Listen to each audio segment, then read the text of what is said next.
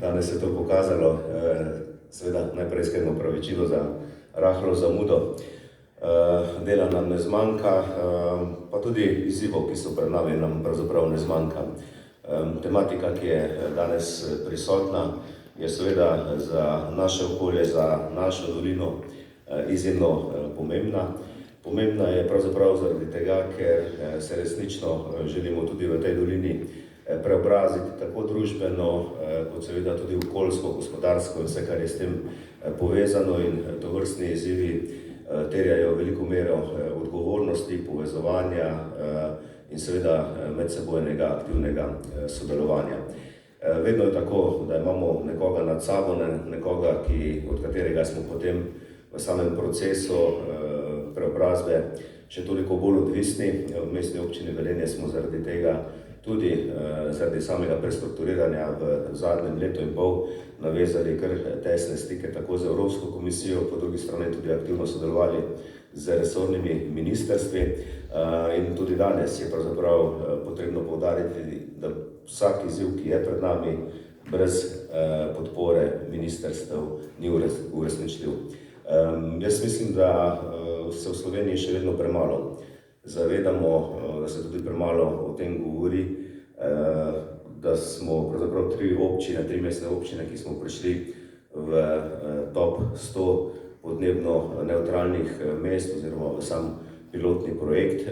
To je za Mestno občino Velenje seveda, lahko rečemo, velik uspeh, po drugi strani pa izziv, predvsem ki ga imamo na področju zelene preobrazbe daljinskega ogrevanja. Gre za drugi največji sistem daljinskega ogrevanja v Sloveniji, ki je danes v celoti odvisen od premoga. Mi pa se zavedamo, da moramo v nekaj prihodnjih letih ta premog nadomestiti z prijaznimi, okolju prijaznimi ali pa prijaznejšimi tehnologijami. Zato imamo tudi jasen cilj, da v naslednjih 5 letih nadomestimo premog z virom, ki bo na nek način zagotavljal v letnem režimu tako imenovano letno obratovanje oziroma oskrbo s toploto iz obnovljivih virov energije, in potem v naslednji fazi tudi, da bomo na nek način verjetno se morali soočiti z izzivom, da bomo termično obdelovali neko vrsto odpadka. Danes je lahko seveda to biomasa, po drugi strani vemo, da biomasa mogoče tudi ne bo čez nekaj let odprta v takšni obliki kot danes, tako da izzivi na tem področju so izjemni in mi vidimo seveda v tem projektu tudi izvrstno priložnost za našo dolino, pa tudi za širšo regijo, da skupaj z različnimi deležniki poiščemo tudi tiste optimalne variante na eni strani, na drugi strani seveda, kar je na koncu vedno najbolj potrebno in pomembno, da zagotovimo finančne vire.